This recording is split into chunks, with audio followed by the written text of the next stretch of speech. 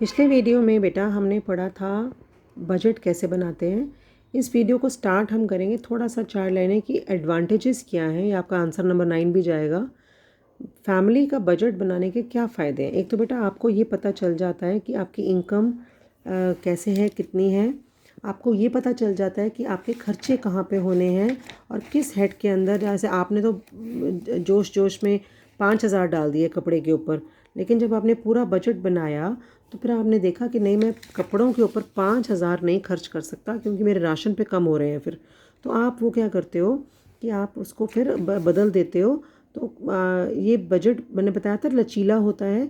तो आप फिर जिस खर्चे में आपने ज़्यादा डाल दिया था उसमें आप फिर आप कम कर दोगे, तो आपके पैसे की बर्बादी नहीं होती है।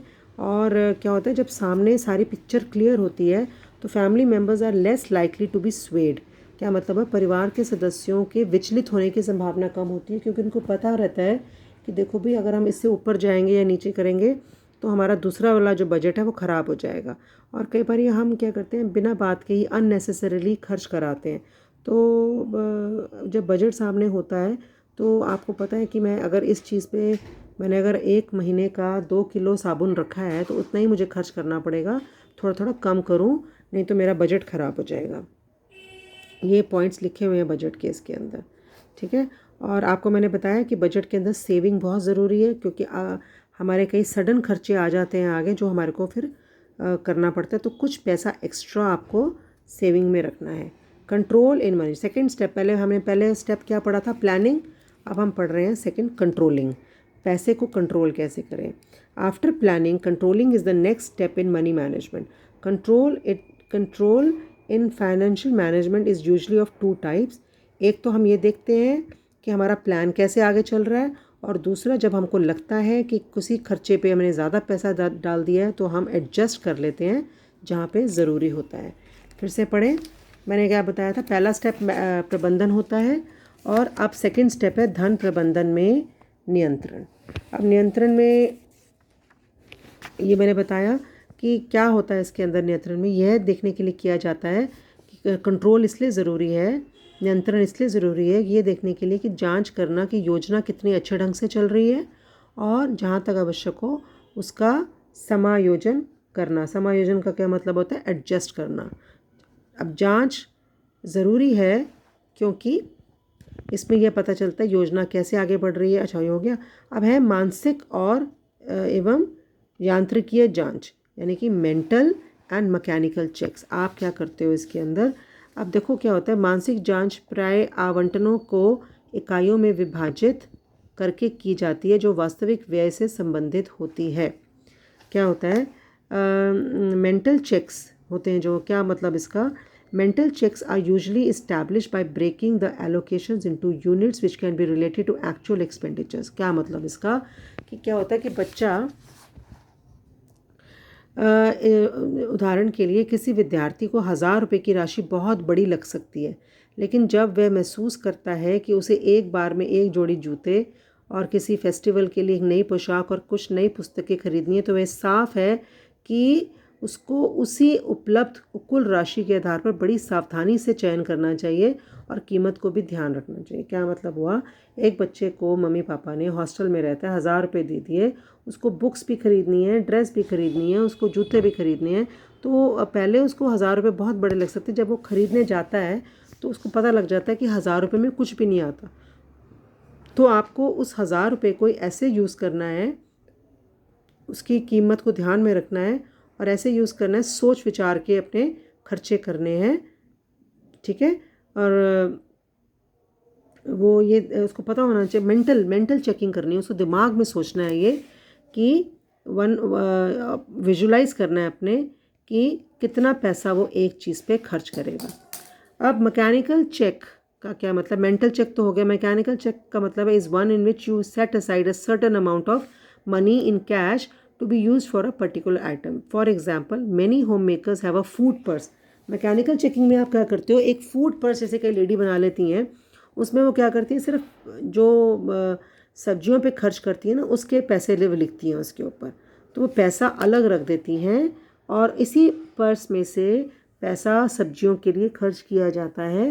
तो उनको आइडिया रहता है कि मेरा महीने में, मैंने शुरू में महीने में 5,000 डाले थे या 2,000 डाले थे इसके अंदर, और लास्ट में महीने में इतने में तो पैसा खर्च करके आती है, उसी पर्स में अपने पैसे डाल देती हैं।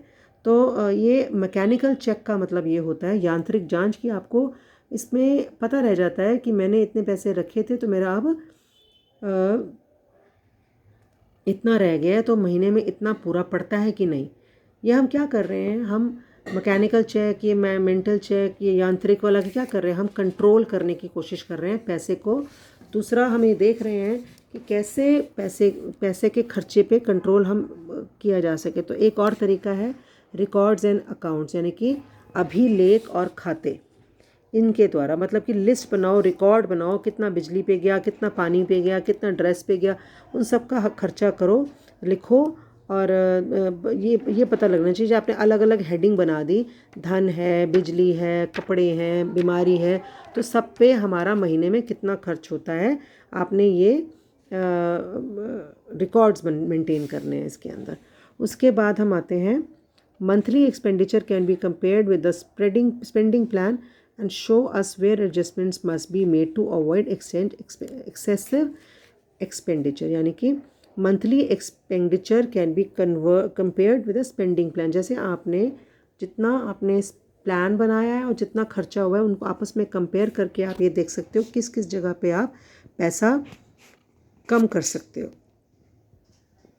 ओके, फिर some record keeping methods needs bills and receipts to be maintain, thus a proof of payment is at hand in ease of a poor product or service if one wants to lodge a complaint। मतलब कि अगर आप अभिलेख और खाते बनाते हो, bill रखते हो, अपने एक फ़ोल्डर बनाया हुआ है जिसमें आपने बिल की सारी रिकॉर्ड रखा हुआ है, तो कभी अगर कोई आपका जो सामान ख़राब हो जाए तो आपको उसकी बिल की ज़रूरत पड़ती है, तब आप उस अगर ये रिकॉर्ड आपने मेंटेन किया हुआ है कि आपने किस दिन पे कौन सी चीज़ ख़रीदी थी और उसका बिल रखा हुआ है, तो वो जाके आप ठीक करा सकते हो।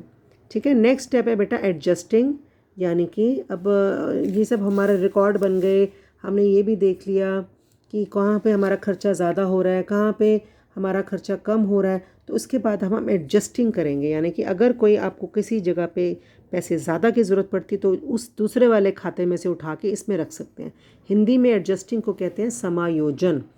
अब परिवार के बाहरी कार्य, जैसे कोई इमरजेंसी आ गई, ठीक है, एकदम कोई ख़रीदारी आ गई, कुछ भी और सडन खर्चा आ गया, तो उसके अंदर आप एक खाते में से निकाल के पैसा दूसरे में डाल सकते हैं। ठीक है, लास्ट है हमारा evaluation. Evaluation is the final step in the money management and the satisfaction derived from expenditures is one of the most important means for evaluation. जो आपको सेटिस्फैक्शन होती है ना अपने खर्चे करने के बाद, और वो सबसे बड़ा इम्पॉर्टेंट स्टेप है एक बजट की सक्सेस में। तो अब इसमें आप क्या करेंगे, evaluation is done in the light of specific goals such as obtaining fair value of money spend.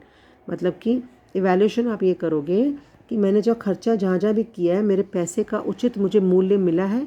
अगर आपका बजट अच्छा है तो इवैल्यूएशन में क्या आ जाएगा कि आप अपने सारे बिल पे कर पा रहे हैं।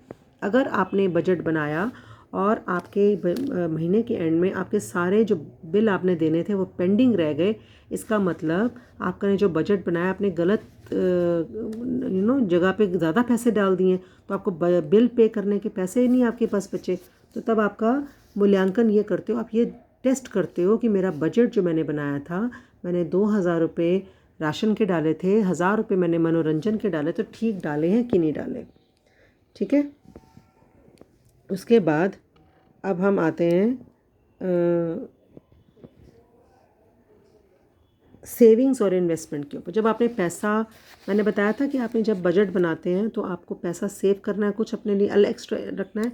तो नेक्स्ट अब टॉपिक में हम पढ़ेंगे सेविंग्स एंड इन्वेस्टमेंट्स, जिसके अंदर हम ये पढ़ेंगे कि आपने जो पैसा अपना बचाया है, सबसे पहले तो आपके पास इनकम आई, पैसा आया, उसके बाद खर्चा भी हो गया, उसको कहते हैं एक्सपेंडिचर। जो बच गया उसको आपने कहाँ डालना है, बेड के नीचे तो रखोगे नहीं। अगले वीडियो में बात करेंगे इसके बारे में।